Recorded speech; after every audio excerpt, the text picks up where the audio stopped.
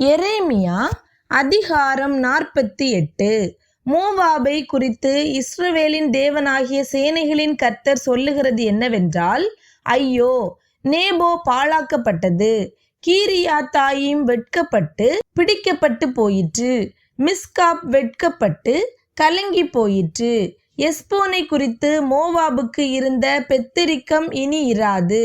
அது ஒரு ஜாதியாயிராதபடிக்கு அதை நிர்மூலமாக்குவேன் வாருங்கள் என்று அதற்கு விரோதமாக பொல்லாப்பை நினைத்திருக்கிறார்கள்.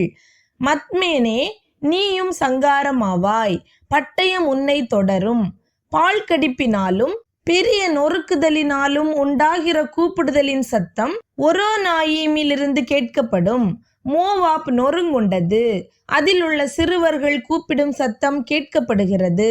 லூஹித்துக்கு ஏறி போகிற வழியிலே அழுகையின் மேல் அழுகை எழும்பும். ஒரோனாயிமுக்கு இறங்கி போகிற வழியிலே நொறுக்குதல் செய்கிறதினால் உண்டாகிய கூக்குரலை சத்துருக்கள் கேட்கிறார்கள். உங்கள் பிராணன் தப்ப ஓடிப்போங்கள், வனாந்தரத்தில் உள்ள கரளையாய் போன செடியை போல் இருப்பீர்கள். நீ உன் சம்பத்தையும் உன் பொக்கிஷங்களையும் நம்புகிறபடியினாலே நீயும் பிடிக்கப்படுவாய். அப்பொழுது கேமோஷ் சிறையாக்கப்பட்டு போம், அதன் ஆசாரியரும் பிரபுக்களும் ஏகமாய் சிறைப்பட்டு போவார்கள்.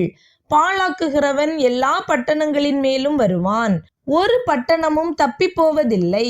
பள்ளத்தாக்குகளும் கெட்டு போகும், சமனான பூமியும் அழிக்கப்படும் என்று கர்த்தர் சொன்னார். மோவாபுக்கு செட்டைகளை கொடுங்கள், அது பறந்து போகட்டும், அதன் பட்டணங்கள் குடிகள் இல்லாமல் பாழாய் போகும். கர்த்தருடைய வேலையை அசதியாய் செய்கிறவன் சபிக்கப்பட்டவன், இரத்தம் சிந்தாதபடிக்கு தன் பட்டயத்தை அடக்கி கொள்ளுகிறவன் சபிக்கப்பட்டவன். மோவாப் தன் சிறு வயது முதல் சுகமாய் வாழ்ந்தது. அது ஒரு பாத்திரத்திலிருந்து மறு பாத்திரத்தில் வார்க்கப்படாமலும் அதன் வண்டல்களின் மேல் அசையாமலும் இருந்தது. அது சிறையிருப்புக்கு போனதில்லை, ஆதலால் அதன் ருசி அதில் நிலைத்திருந்தது, அதன் வாசனை வேறுபடவில்லை. ஆகையால் இதோ நாட்கள் வரும் என்று கர்த்தர் சொல்லுகிறார், அப்பொழுது கவிழ்த்து போடுகிறவர்களை அதற்கு அனுப்புவேன். அவர்கள் அதை கவிழ்த்து அதன் பாத்திரங்களை வெறுமையாக்கி அதன் ஜாடிகளை உடைத்து போடுவார்கள்.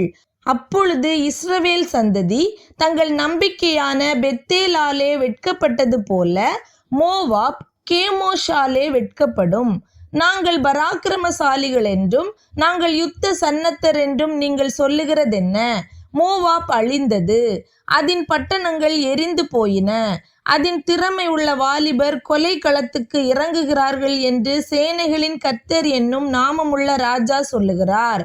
மோவாபின் ஆபத்து வர சமீபமாயிருக்கிறது, அதன் தீங்கு மிகவும் தீவிரித்து வருகிறது. அதன் சுற்றுப்புறத்தாரும் அதன் பேரை அறிந்தவர்களும் ஆகிய நீங்கள் எல்லாரும் அதற்காக அங்கலாய்த்து கொள்ளுங்கள். பெலனான தடியும் அலங்காரமான கோலும் எப்படி உடைந்ததென்று சொல்லுங்கள். தீபோன் பட்டணவாசியான குமாரத்தியே, நீ உன் மகிமையை விட்டிறங்கி தாகத்தோடே உட்கார்ந்திரு. மோவாபை பாழாக்குகிறவன் உனக்கு விரோதமாய் வந்து உன் அரண்களை அழித்து போடுவான். ஆரோவேரில் குடியிருக்கிறவளே, நீ வழியிலே நின்று பார்த்து கொண்டிரு. நடந்ததென்னவென்று ஓடி வருகிறவனையும் தப்பி வருகிறவனையும் கேள். மோவாப் முறிய அடிக்கப்பட்டபடியினால் கலங்கி போயிற்று, அலறி கூப்பிடுங்கள். மோவாப் பாழாக்கப்பட்டதென்று அர்னோனில் அறிவியுங்கள். சமனான பூமியாகிய ஓலோனின் மேலும் யாத்சாவின் மேலும் மேப்காத்தின் மேலும் தீபோனின் மேலும் நேபோவின் மேலும் பெத்திப்லாத்தாயீமின் மேலும் கீரியாத்தாயீமின் மேலும் பேத்கமூலின் மேலும் பெத்மேயோனின் மேலும் கீரியோத்தின் மேலும் போஸ்ராவின் மேலும் மோவாப் தேசத்திலே தூரத்திலும் சமீபத்திலும் இருக்கிற எல்லா பட்டணங்களின் மேலும் நியாய தீர்ப்பு வரும். மோவாபின் கொம்பு வெட்டுண்டது, அவன் புயம் முறிக்கப்பட்டது என்று கர்த்தர் சொல்லுகிறார். அவனை வெறி கொள்ள செய்யுங்கள்.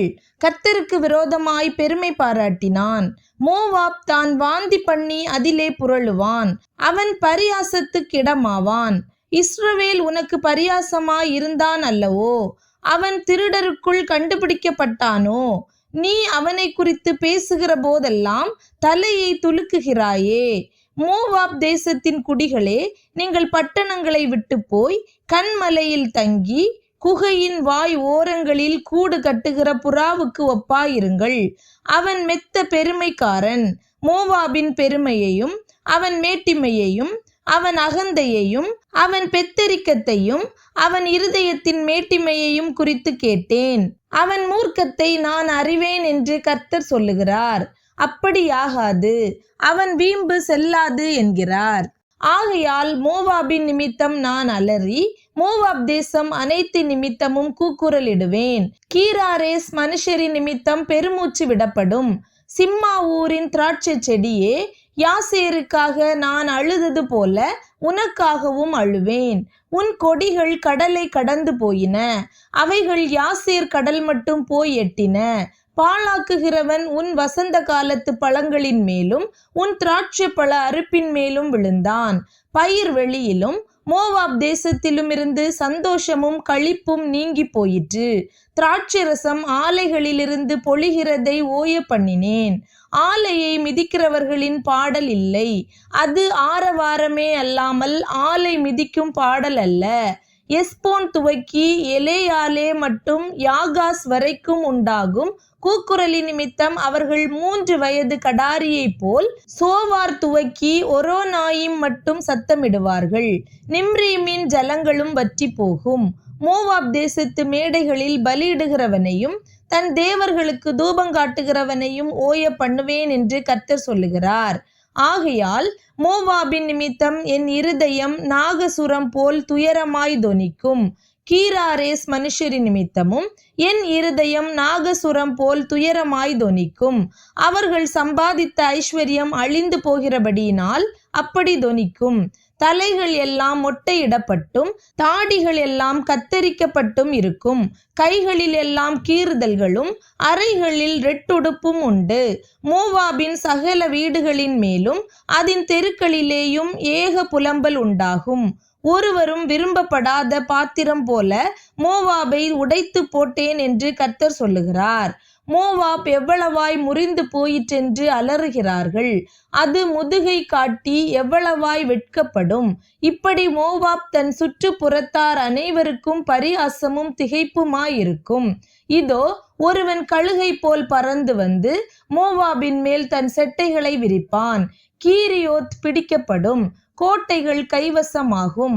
அந்நாளிலே மோவாபின் பராக்கிரமசாலிகளுடைய இருதயம் பிரசவ வேதனைப்படுகிற ஸ்திரீயின் இருதயம் போல இருக்கும். மோவாப் கர்த்தருக்கு விரோதமாய் பெருமை பாராட்டினபடியால் அது ஒரு ஜனமாயிராதபடிக்கு அழிக்கப்படும். மோவாப் தேசத்தின் குடியானவனே, திகிலும் படுகுழியும் கண்ணியும் உன்மேல் வரும் என்று கர்த்தர் சொல்லுகிறார். திகிலுக்கு விலக ஓடுகிறவன் படுகுழியிலே விழுவான். படுகுழியிலிருந்து ஏறுகிறவனோ கண்ணியிலே பிடிபடுவான்.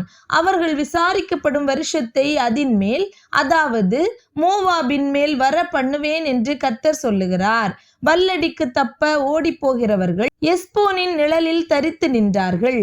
ஆனாலும் நெருப்பு எஸ்போனிலும் அக்கினி ஜுவாலை சீகோன் நடுவிலும் இருந்து புறப்பட்டு மோவாப் தேசத்தின் எல்லைகளையும் கலகஞ்செய்கிறவர்களின் உச்சந்தலையையும் பட்சிக்கும். மோவாபே, உனக்கு ஐயோ! கேமோஸ் விக்கிரகத்தை அடுத்த ஜனம் அழியும். உன் குமாரரும் சிறைப்பிடிக்கப்படுகிறார்கள், உன் குமாரத்திகளும் சிறைப்பிடிக்கப்பட்டு போகிறார்கள்.